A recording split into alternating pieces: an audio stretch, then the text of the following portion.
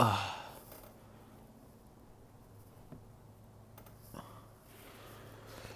guys, today is day 30? Yeah, 30. I think it's 30, either 29 or 30. Um, just we're back out here. Gee, I'm really tired. My ankle is swollen. I got school in a couple hours.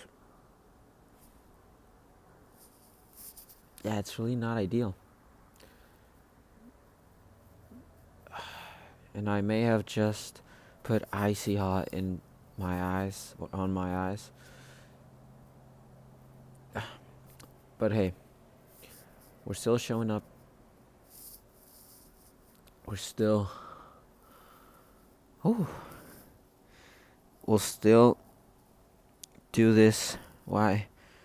Because it's for God. If it was for me, I wouldn't have done it. I would be asleep. Just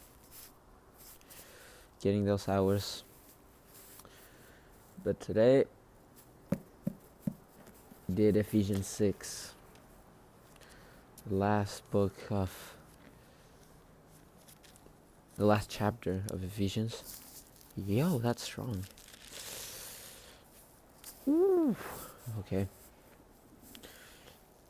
And we're just gonna jump straight into it. First verse: Children, obey your parents in the Lord, for this is right. Verse 2: Honor your father and mother. This is the first commandment with a promise. And verse 3 says that it may go well with you and that you may live long in the land. Me as a teenager, or as a 17-year-old, sometimes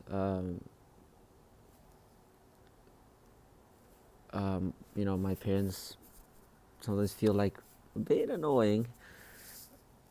So what do I do sometimes is that I don't obey them. Yeah, or I obey them when I want to do what they want me to do. So yeah, as we talked about, delayed obedience is still disobedience. So what I want to say, just guys, I know sometimes it sucks, but yes, honor your parents, because by this you honor God, you honor the Lord. And on the other hand, verse 4: Fathers, do not provoke your children to anger, but bring them up in the discipline and instruction of the Lord. So basically, raise your children to be followers of God, the Lord. Discipline them, in the Lord, using,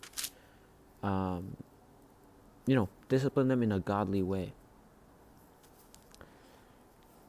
And it talks about bond servants, basically obey your earthly masters with fear and trembling, with a sincere heart, as you would Christ. On verse 7, it's really good because it says, rendering service with a good will as to the Lord and not to man. This is really powerful because it says whenever we serve, which we should be serving others. We do it with a good will, out of us actually wanting to serve. I know sometimes it sucks, sometimes you don't want to, but hey, it's serving. It's what Jesus would do. So we do it with a good heart posture, and we do it as we were doing it for the Lord and not for man. Because it's for the Lord. Yeah, it's for the Lord. And then verse 10 all the way through 18. It's really good, but right now I want to highlight verse 11, which, yes, this I have mentioned in past days. And it says, put on the whole armor of God, that you may be able to stand against the schemes of the devil. And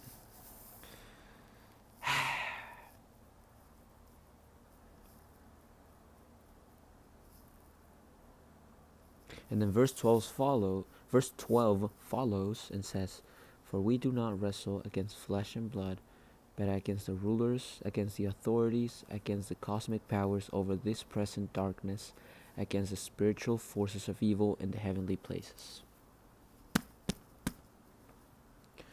We don't like, all this spiritual warfare is not out of our flesh.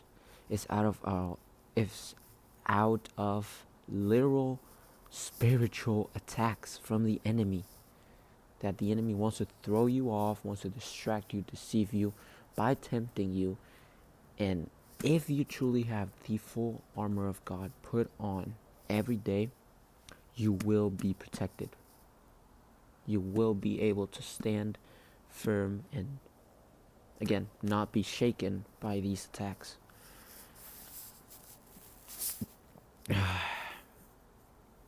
So yeah, that's pretty much what I want to highlight.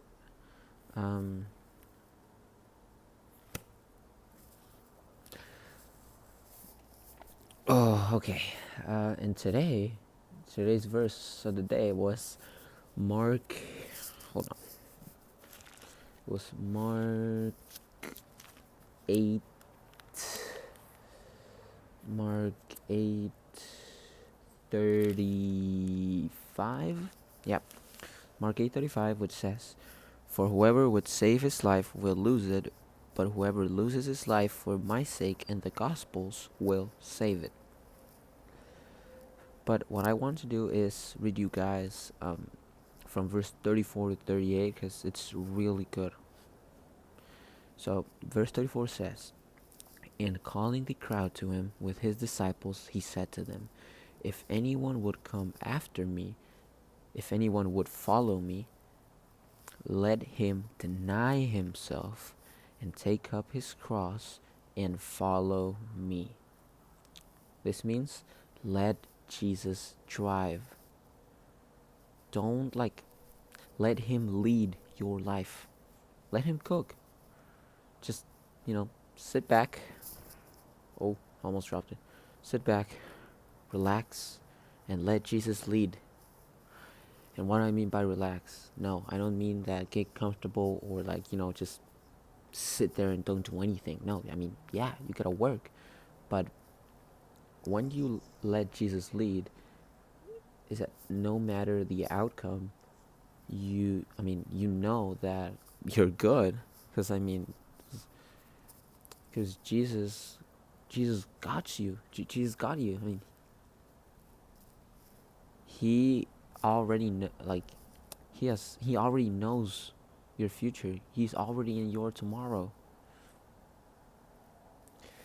And Matthew 6:34 says, therefore do not worry about tomorrow, for tomorrow will have its own problems. Pretty self-explanatory. Okay, and verse 35, which we already read, and verse 36, for what does it profit a man to gain the whole world and forfeit his soul? This is really powerful when you analyze it, when you meditate on it. I mean, I myself am a victim sometimes to this temptation that I want a job, I want a girlfriend, I want a car, like a fancy car. I want all these things, all these objects, all these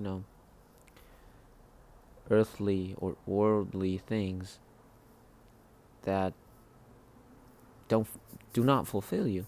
They don't fill you. At the end of the day, they don't have it. These things do not have a soul. Money, for example. And I know it's really tempting sometimes that you feel like you've waited enough, or you just waited. You feel like you have waited so much for Jesus, and you don't really see anything happening. But again, I this one I don't remember which verse is it, but what I do know is that it says like um, those that are destined like for heaven set their mind on heavenly things, but those from heaven set their mind on heavenly things, and those from the world set their minds on worldly things. I mean, pretty much self-explanatory. And verse 37 follows, "For what can a man give in return for his soul? You do not realize how valuable your soul is." I mean, Jesus gave his life for your soul. God,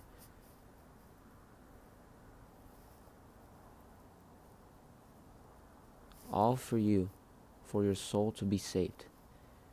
That's how valuable it is. Nothing can compare with your soul. And then verse 38, I love verse 38 because it's so true. "For whoever is ashamed of me and of my words in this adulterous and sinful generation, of him will the Son of Man also be ashamed when he comes in the glory of his Father with the holy angels."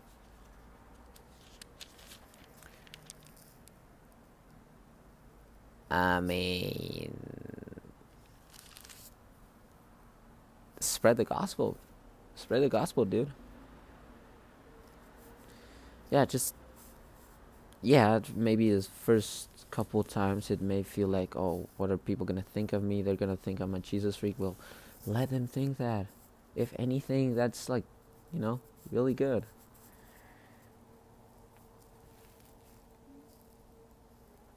But yeah, again, pretty self-explanatory. Well, that was it for today. This was day 30, I guess. I think so, yeah. Yeah, see you guys on day 31. Stay blessed, stay rooted, and stay prayed up. Bye.